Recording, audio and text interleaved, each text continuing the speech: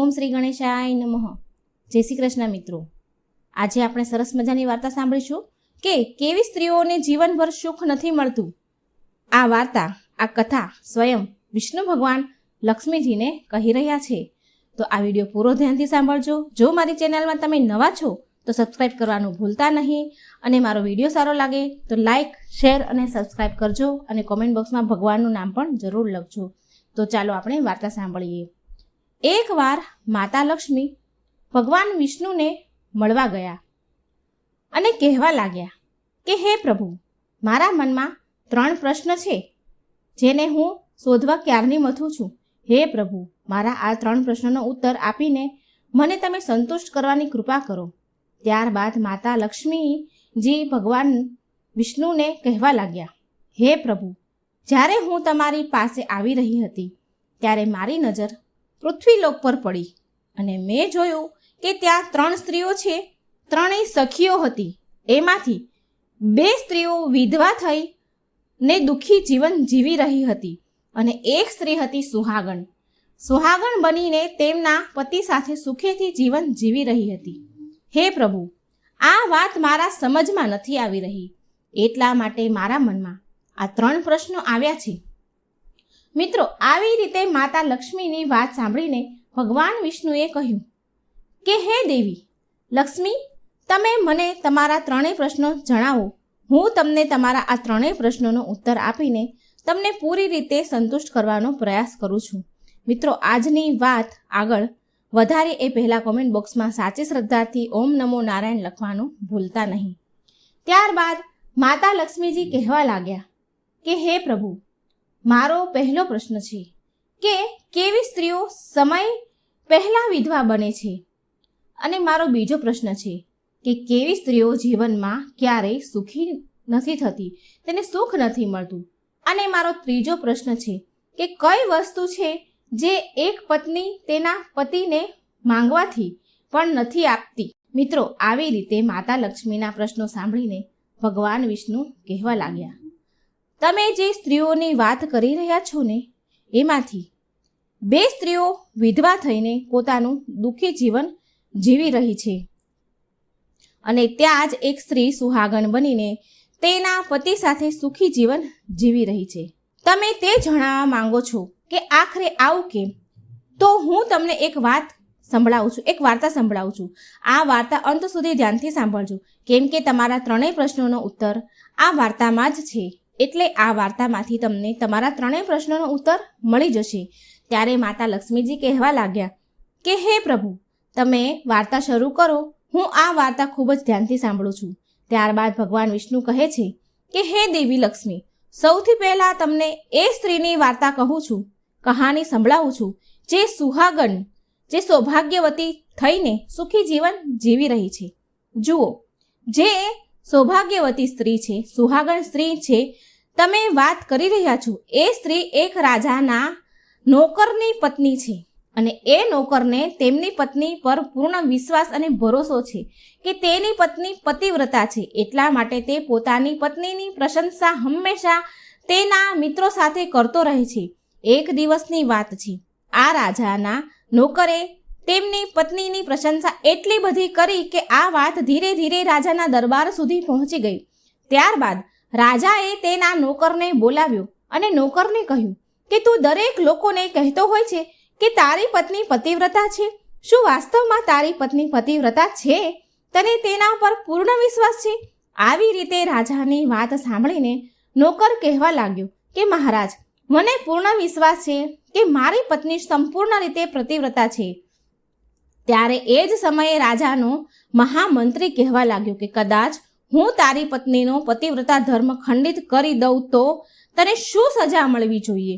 ત્યારે નોકરે કહ્યું કે કદાચ તમે મારી પત્નીનો પતિવ્રતા ધર્મ ખંડિત કરી શકો છો તો તે મહારાજ મને ફાંસી લગાવી દેજો. હવે આ રાજાનો નોકર મંત્રીને કહે છે કે કદાચ તમે તમારી પત્નીનો પતિવ્રતા ધર્મ ખંડિત ન કરી શકો તો તમને સજા શું મળવી જોઈએ? ત્યારે રાજાએ કહ્યું કે કદાચ એવું થશે તો મંત્રીને પણ ફાંસીની સજા આપવામાં આવશે.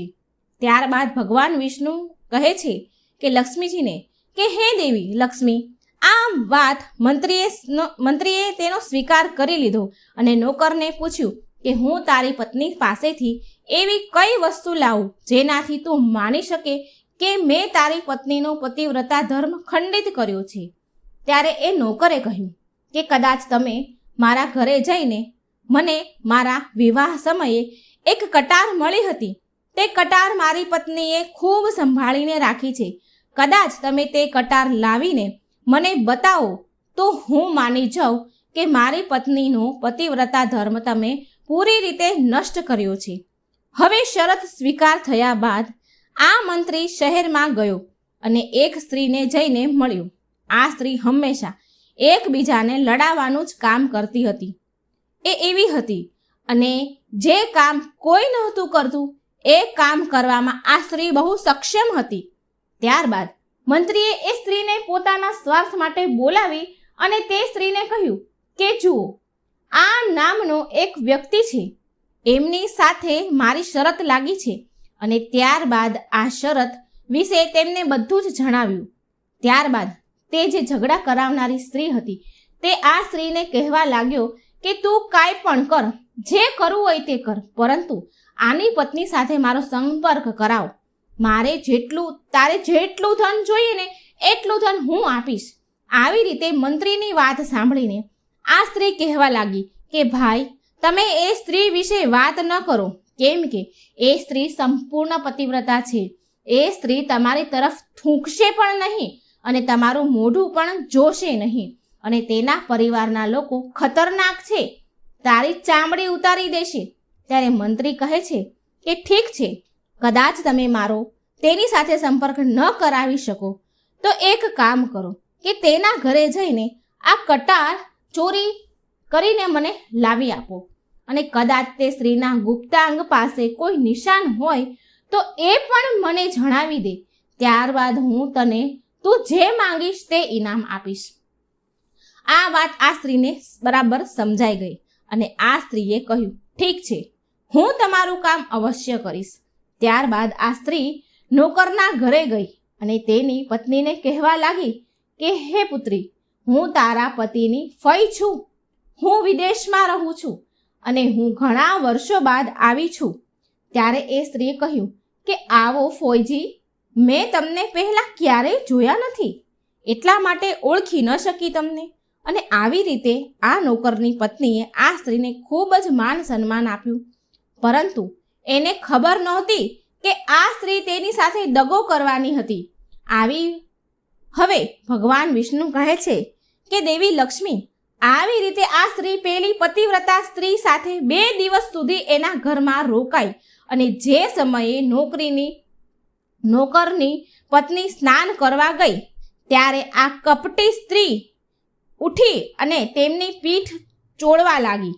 ત્યારે પેલી પતિવ્રતા સ્ત્રીએ ખૂબ ના પાડી તો પણ આ સ્ત્રી માની નહીં અને એની પીઠ ચોળી અને નવડાવવા લાગી અને કહેવા લાગી કે મને તો તું મારી પુત્રી કરતાં પણ વધારે વહાલી લાગે છે, એટલે આજે મને નવડાવવા દે ને. ઘણા દિવસો પછી આજે તારી સાથે પહેલી વાર મને મુલાકાત થઈ છે, મેં મુલાકાત કરી છે. હવે આવું કહીને આ સ્ત્રીએ પેલી પતિવ્રતા સ્ત્રીને નવડાવવા લાગી. ધીરે ધીરે આ ચાલાક સ્ત્રીએ પેલી પતિવ્રતા સ્ત્રીની આંખોમાં પાણી નાખ્યું એટલે તેની આંખો બંધ થઈ. તે જ સમયે જોઈને આ દગાખોર સ્ત્રીએ પેલી પતિવ્રતા સ્ત્રીના જાંઘ પર તલ હતો તે જોઈ લીધું. બસ હવે એનું કામ તો થઈ ગયું હતું. હવે સ્નાન કર્યા બાદ જ્યારે આ પતિવ્રતા સ્ત્રી રસોઈ બનાવવા ગઈ ત્યારે આ સ્ત્રીને મોકો મળી ગયો અને ત્યારે જ તે પેલી કટાર તેના ઘરેથી ચોરી કરીને ત્યાંથી ભાગીને લઈ ગઈ. ત્યારબાદ તેમણે આ કટાર પેલા મંત્રીને આપી અને તે પતિવ્રતા સ્ત્રીને ચાંદ પર તલની નિશાની છે એવું પણ મંત્રીને જણાવી દીધું. ત્યારબાદ આ મંત્રી કટાર લઈને સીધો રાજ દરબારમાં પહોંચ્યો અને રાજાને કહ્યું કે હે મહારાજ, મેં આ નોકરની પત્ની સાથે 2 દિવસ વિતાવ્યા છે અને આ કટાર તેના હાથે જ લઈને આવ્યો છું. ત્યારબાદ રાજાએ દરબાર લગાવ્યો અને નોકરને બોલાવ્યો. ત્યારબાદ મહામંત્રીને કહ્યું કે પેલી કટાર આ નોકરને બતાવ. રાજાની આજ્ઞા મળતા જ મંત્રીએ કટાર બતાવી અને કહ્યું કે તારી પત્નીની જાંઘ પર એક તલનું નિશાન છે. ત્યારે નોકર માની ગયો કે વાસ્તવમાં આજે મારી પત્નીનો પતિવ્રતા ધર્મ સંપૂર્ણ રીતે ભંગ થયો છે. નોકરને વિશ્વાસ આવી ગયો.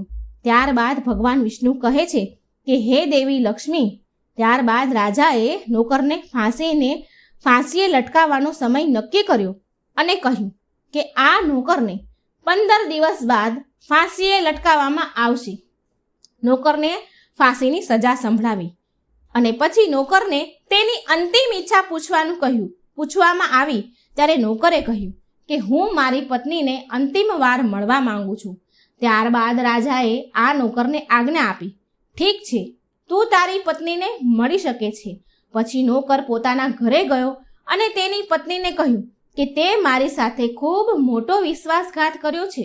મેં તારા વિશ્વાસે મંત્રી સાથે શરત લગાવી હતી અને રાજાના દરબારમાં રાજાની સામે મેં કહ્યું હતું કે મારી પત્નીનો પતિવ્રતા ધર્મ કોઈ નષ્ટ ન કરી શકે અને કદાચ કોઈ આવું કરી બતાવે ને તો મને ફાંસી આપી દેજો. હવે 15 દિવસ બાદ મને ફાંસીએ લટકાવવાના છે. મારી સાથે વિશ્વાસઘાત કરીને તે સારું નથી કર્યું. ત્યારબાદ આ પતિવ્રતા સ્ત્રીએ તેના પતિને આખી વાત જણાવી, પરંતુ તેને તેની પત્ની પર વિશ્વાસ ન આવ્યો અને તે ત્યાંથી સીધો રાજાના દરબારમાં પહોંચી ગયો. ત્યારબાદ તેને જેલમાં પૂરી દીધો. હવે આ બાજુ નોકરની પતિવ્રતા પત્ની એ પરમાત્માને યાદ કર્યા અને પોતાનો વેશ બદલીને રાજાના દરબારમાં ગઈ અને રાજાને નાચ બતાવવાની આજ્ઞા માંગવા લાગી. કેમ કે આ સ્ત્રી ખૂબ જ સ્વરૂપવાન હતી, પતિવ્રતા સ્ત્રી હતી, ખૂબ સ્વરૂપવાન હતી અને રાજાઓ ઘણા શોખીન હોય છે. એટલા માટે રાજાએ આજ્ઞા આપી કે તમામ મંત્રીઓ મળીને આ સુંદરીના નૃત્યની વ્યવસ્થા કરો. ત્યારબાદ તમામ મહામંત્રીઓ અને રાજા દરબારમાં ઉપસ્થિત થયા. ત્યારબાદ આ નોકરની ધર્મપત્નીએ નાચવાનું શરૂ કર્યું. એટલે રાજાને આ સ્ત્રીનો નાચ ખૂબ જ પસંદ આવ્યો અને પછી રાજાએ કહ્યું કે આજે તે નાચ કરીને મને ખૂબ પ્રસન્ન કર્યો છે, એટલે તારે જે જોઈએ તે માંગી લે. આજે તું જે માંગીશ તે હું તને આપીશ. પછી તે નોકરની પતિવ્રતા સ્ત્રીએ કહ્યું કે હે મહારાજ, તમારી સભામાં મારો ચોર છુપાયેલો છે, જેમણે મારા રૂપિયા લીધા હતા, પરંતુ તેમણે આજ સુધી મને મારા રૂપિયા પાછા આપ્યા નથી. તેને ફાંસીની સજા આપો. ત્યારે રાજાએ કહ્યું, ઠીક છે, મને એ જણાવો કે મારા દરબારમાં તમારો ચોર કોણ છે અને તેનું નામ શું છે. હું તેને ફાંસીની સજા અવશ્ય આપીશ. ત્યારબાદ આ નોકરની પતિવ્રતા સ્ત્રીએ કહ્યું કે હે મહારાજ, તમારો મંત્રી મારો ચોર છે, તમે એને ફાંસીની સજા અવશ્ય આપો. જ્યારે આ વાત મંત્રીએ સાંભળી કે આ સ્ત્રી મને ચોર સાબિત કરી રહી છે, ત્યારે મંત્રી કહેવા લાગ્યો, હે મહારાજ, હું કસમ ખાઈને કહું છું કે મેં આની કોઈ વસ્તુની ચોરી નથી કરી અને મેં તો આને આજ સુધી ક્યારેય જોઈ પણ નથી, તો હું ચોરી કેવી રીતે કરી શકું. હવે જ્યારે મંત્રીએ એવું કહ્યું કે મેં આ સ્ત્રીને ક્યારેય જોઈ પણ નથી, ત્યારે આ સ્ત્રીએ કહ્યું કે હે મહારાજ, આ મંત્રી મને જાણતો નથી, તો તમે એને એ પૂછો કે આ કટાર તે ક્યાંથી લાવ્યો. હું એ જ નોકરની પત્ની છું જે તમારા મહેલમાં નોકરી કરે છે અને તમે મારા નિર્દોષ પતિને ફાંસીની સજા આપવાના છો. હવે હું તમને આખી ઘટના સંભળાવું છું. આ તમારા મંત્રીએ મારી પાસે એક સ્ત્રીને મોકલી હતી અને મારી જાંઘ પર તલનું નિશાન છે એવું જાણી લીધું હતું અને એ જ સ્ત્રીએ મારી કટાર ચોરી કરી અને આ મંત્રીને આપી છે. પછી આ મંત્રી દ્વારા મોકલેલી એ સ્ત્રી જ્યારે મારા ઘરે આવી એણે મને કહ્યું કે તે મારા પતિની ફઈ છે અને તે મારા ઘરે પહેલી વાર આવી છે, એટલા માટે હું તેને ઓળખી ન શકી અને મહારાજ જેવી રીતે મેં તે સ્ત્રીને ખૂબ સન્માન આપ્યું અને મારા ઘરે તેને રોકવાની વ્યવસ્થા કરી, તેણે ભરપૂર ફાયદો ઉઠાવ્યો. આવી રીતે નોકરની પત્નીની વાત સાંભળીને રાજાએ તે સ્ત્રીને બોલાવી. ત્યારબાદ તે સ્ત્રીએ રાજાને આખી સત્ય વાત જણાવી. જે મંત્રીએ જે સ્ત્રીને પૈસા આપીને મોકલી હતી એ સ્ત્રીને બોલાવી અને પૂરી વાત જાણી. પછી રાજાએ તે નોકરને આઝાદ કર્યો અને મંત્રીને ફાંસી પર લટકાવી દીધો. ભગવાન વિષ્ણુ કહે છે કે હે દેવી લક્ષ્મી, આવી રીતે આ નોકરની પતિવ્રતા સ્ત્રીએ રાજાને કહ્યું કે હે મહારાજ, હું મારા પતિને ખૂબ પ્રેમ કરું છું. હું એક ચરિત્રવાન સ્ત્રી છું. હું ક્યારેય મારા મોઢેથી મારા પતિનું નામ પણ લેતી નથી. ત્યારબાદ ભગવાન વિષ્ણુએ કહ્યું, હે દેવી લક્ષ્મી, મારી વાર્તા અહીં પૂરી થઈ છે.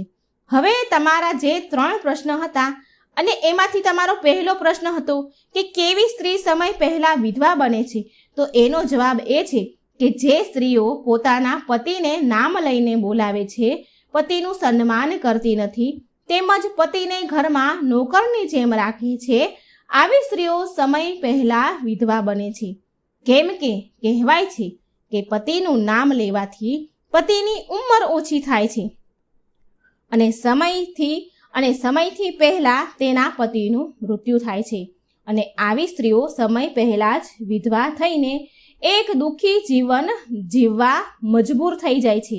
અને તમે જે 3 સખીઓની વાત કરી રહ્યા હતા, એમાંથી એક આ નોકરની પત્ની હતી, જે પતિવ્રતા હતી અને પતિવ્રતા સ્ત્રી હતી. તે ક્યારેય પણ પોતાના પતિનું નામ પણ પોતાના મોઢેથી લેતી ન હતી. અને આ બાજુ આ 2 સ્ત્રીઓ જે વિધવા થઈને દુઃખી જીવન જીવવા મજબૂર થઈ છે, તેઓ હંમેશા તેમના પતિનું નામ લઈને જ બોલાવતી હતી. તેમણે તેના પતિને ક્યારેય માન સન્માન આપ્યું ન હતું. તે હંમેશા પોતાના મોજ શોકમાં જ રહેતી હતી, મસ્ત રહેતી હતી, જેના લીધે તેના પતિની ઉંમર ઓછી થઈ અને આ બંને સ્ત્રીઓ સમય પહેલાં જ વિધવા બની અને આજે તેઓ દુઃખી જીવન જીવવા માટે મજબૂર થઈ છે. એટલા માટે સ્ત્રીઓએ પોતાના પતિને ક્યારેય નામ લઈને ન બોલાવવા જોઈએ. હવે તમારો બીજો પ્રશ્ન હતો કે કેવી સ્ત્રીઓને જીવનમાં ક્યારેય સુખ નથી મળતું. તો સાંભળો, જે સ્ત્રીઓ પોતાના પતિની અનુમતિ વગર કોઈ તીર્થ સ્નાન અથવા ઉત્સવમાં જાય છે, એવી સ્ત્રીઓના જીવનમાં ક્યારેય સુખ નથી આવતું. આવી સ્ત્રીઓ જીવનભર દુઃખી રહે છે અને તેમને પતિનો પ્રેમ ક્યારેય નથી મળતો. ભગવાન વિષ્ણુ કહે છે કે હે દેવી લક્ષ્મી, તમારો ત્રીજો પ્રશ્ન એ હતો કે એવી કઈ વસ્તુ છે જે એક પત્ની પતિના માંગવાથી પણ નથી આપતી. તો એ વસ્તુ છે અપશબ્દ. એક ચરિત્રવાન સ્ત્રી ક્યારેય પોતાના પતિને અપશબ્દ નથી કહેતી. અને જે સ્ત્રીઓ પોતાના પતિને વારે વારે અપશબ્દો કહે છે, પતિને વારંવાર મેણા ટોણા માર્યા કરે છે, એવી સ્ત્રીઓ ક્યારેય ચરિત્રવાન નથી હોતી અને જીવનભર દુઃખી થાય છે. આવી સ્ત્રીઓના જીવનમાં ક્યારેય સુખ નથી આવતું, સુખ સમૃદ્ધિ નથી આવતી. અને આવી સ્ત્રીઓને જીવનમાં ક્યારેય સુખ સમૃદ્ધિ નથી આવતી અને આવી સ્ત્રીઓ પણ સમય પહેલાં જ વિધવા બને છે. ત્યારબાદ માતા લક્ષ્મી પોતાના 3 પ્રશ્નોનો જવાબ સાંભળીને કહેવા લાગ્યા કે હે પ્રભુ, વાસ્તવમાં જે સ્ત્રી ચરિત્રવાન હોય છે તેવી સ્ત્રી તો ક્યારેય દુઃખી થતી નથી. કેમ કે આવા ઘરોમાં લક્ષ્મીનો સદાય વાસ રહે છે અને એવા ઘરમાં હંમેશા ધન ધાન્યથી ભરેલા હોય છે અને આવી સ્ત્રીઓ હંમેશા ઘરને સ્વર્ગ બનાવે છે. તો મિત્રો, તમને આ વિડીયો પસંદ આવ્યો હોય તો સાચી શ્રદ્ધાથી કોમેન્ટ બોક્સમાં ઓમ નમો નારાયણ લખવાનું ભૂલતા નહીં. જય શ્રી કૃષ્ણ. રાધે રાધે. થેન્ક